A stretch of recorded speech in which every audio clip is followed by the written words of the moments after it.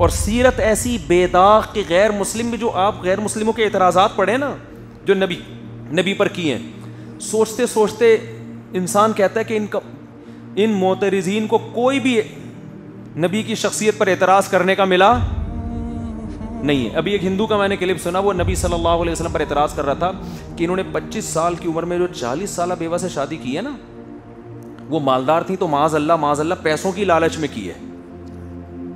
یعنی معاذ اللہ نقل کفر, پیسوں کی اتنی لالچ تھی کہ عمر بھی نہیں دیکھی خاتون کی اور بیوہ سے بولو شادی کر لی. اس کا کتنا آسان جواب ہے کہ پھر تو آپ کی زندگی بڑی ٹھاٹ باٹ ہونی چاہیے تھی. جو پیسوں کی لالچ میں کوئی کام کرتا ہے تو پیسہ رکھتا بھی ہے نا, وہ کیا خیال ہے, اس کا تو بڑا بنگلہ ہوتا ہے, اس کے تو ٹھاٹ باٹ شاہانہ زندگی. ادھر حالت کیا ہے, گھر میں آ رہے ہیں کھانے کو روٹی نہیں ہے. جو تعریف کی چیز تھی کہ 25 سال میں ہو کے بھی خواہش نفسانیہ سے ذرہ برابر مغلوب نہیں ہے, بیوہ سے نکاح کر رہے ہیں, جو تعریف کی عقل استعمال کرے گا تو کہے گا یہی نبوت کی دلیل ہے. لیکن جو بے عقل ہوگا وہ اچھی چیزوں میں بھی عیب تلاش کرتا رہتا ہے. یبغونہا عوجا, قرآن کہتا ہے کہ یہ غیر مسلم قرآن میں کجی تلاش کرتے رہتے ہیں. کجی کا مطلب اتنی پیاری کتاب ہے, ایسی خوبصورت تعلیمات ہیں, مگر یہ اس میں کیا تلاش کرتے ہیں. تو جس کا کام ہی ہو نا عیب تلاش کرنا ہے, اس کو تو عیب ہی نظر آئیں گے, وہ چشمہ ہی اس نے غلط پہنا ہوا ہے.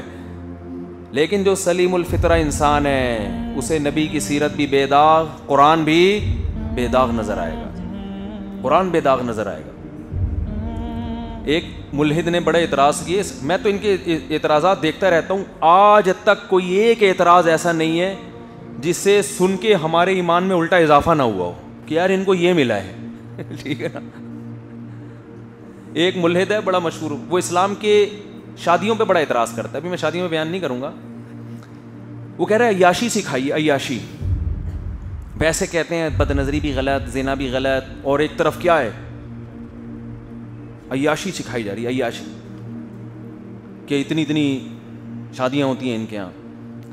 تھوڑی سی کھوپڑی استعمال کرو تو انسان کہتا ہے کہ مرد اور عورت پیدا کس کے لیے ہوئے ہیں, ایک دوسرے کے لیے ہوئے ہیں نا, دوسرے سے دور رہنے کے لیے تھوڑی ہوئے ہیں. یہ تو اسلام کا حسن ہے کہ جو جس کے لیے پیدا ہوئے ہیں وہی کام کا حکم دے رہا ہے. نہیں آئی بات سمجھ میں؟ یہ تو پیدا ایک دوسرے کے لیے ہوئے ہیں. آپ نہیں کرو گے تو نہ ان کو رشتہ ملے گا نہ آپ کو, سڑیں گے دونوں, ایک دوسرے زندگی گزاریں گے, عذاب میں زندگی گزرے گی. اسلام میں تو بالکل نیچر کے مطابق بھائی جس کے لیے مرد اور عورت ایک دوسرے کے لیے پیدا ہوئے ہیں تو کرو گے تو ایک دوسرے کے لیے زندگی گزرے گی نا. نکاح کرو گے تو, نہیں کرو گے تو سڑتے رہو.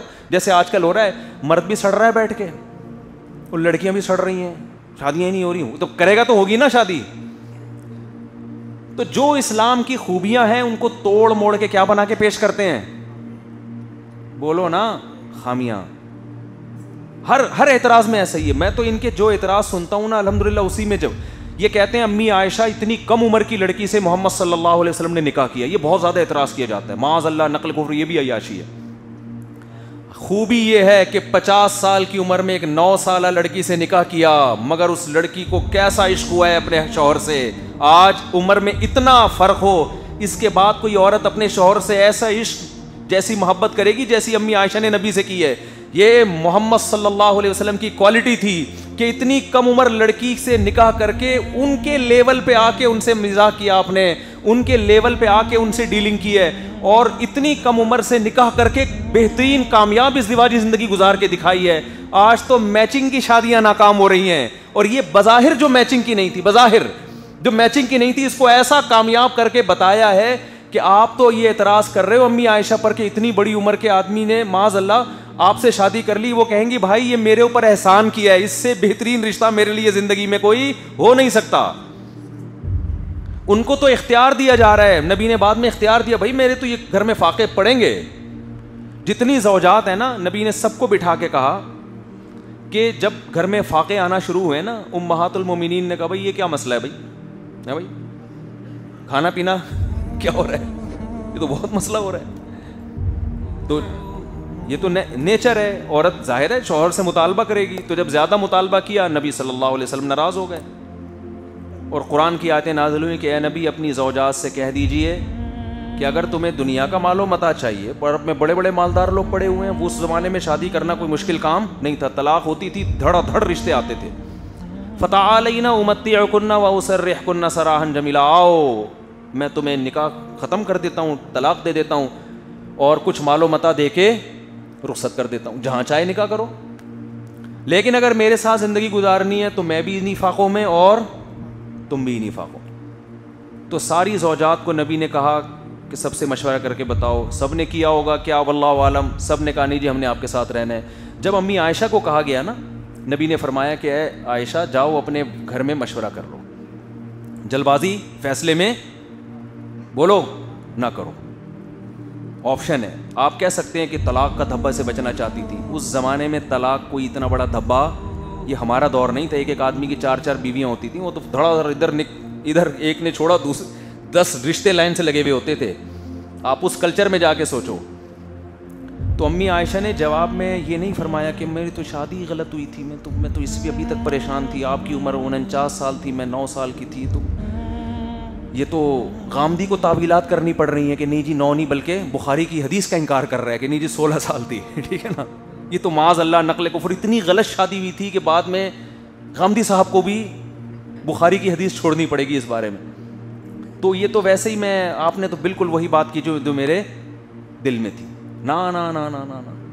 نبی نے جب فرمایا نا کہ اب غربت بھی بہت ہے، تو یہ غربت آئندہ، بعض دفعہ عورت اس لیے گزارا کر رہی ہوتی ہے میرے میاں کے حالات بالکل ٹھیک نہیں ہیں، تو چلو شاید اللہ کل کچھ اچھا کر دے، ہے بھائی ایسا ہی ہے نا، کل کیا ہو جائے کچھ حالات اچھے، اس امید پہ خاتون، جیسے وہ ایک آدمی گیا نا نجومی کے پاس، نجومی ایسے پھینکو ہوتے ہیں، تو نجومی کے پاس گیا، کہنے لگا کہ بھائی ذرا ہاتھ دیکھ کے بتاؤ، اس نے ہاتھ دیکھ کے بتایا، اس نے کہا 10 سال تک تم غریب رہو گے، بڑا خوش ہو گیا کہ پھر پیسہ آئے گا، اس نے کہا پھر کیا ہوگا، اس نے کہا پھر تمہیں غربت کی عادت ہو جائے گی، تو غربت کی ٹینشن لینا تم۔